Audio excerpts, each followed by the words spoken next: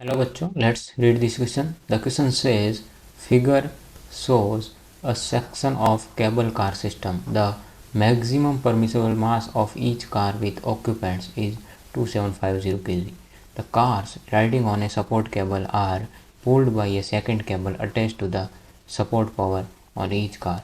Assume that the cables are taut and inclined at angle theta equal to 35 degree.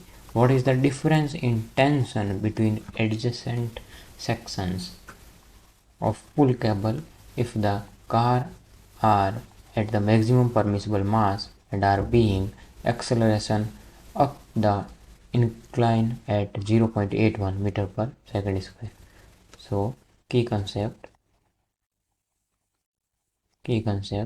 acceleration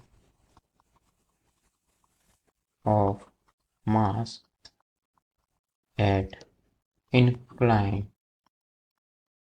string system. तो incline string है, उस पर मास है और उसके कारण जो मास में एक्सेलरेशन है उसका एनालिसिस हम कर रहे हैं। तो यहाँ से हमसे पूछा गया है what is the difference in the tension between adjacent. तो delta T is the difference in tension, और लेट्स से ये पुलिंग स्ट्रिंग है तो डेल्टा टी डिफरेंस है और ये जो मास है ये acceleration 0.81 metre per second square से नीचे जा रहा है और जो एम जी है वो इधर लग रहा है, ये थीटा है तो ये होगा एम जी साइन थीटा। तो इसको बैलेंस इक्वेशन लिखते हैं। तो यहाँ से delta T minus M G sine theta equal to होगा एम ए। तो डेल्टा टी इक्वल टू होगा एम, इधर ले जाते हैं, एम कॉमन ले लेते हैं, G sine theta plus A और थीटा इक्वल टू दिया गया है 35 डिग्री।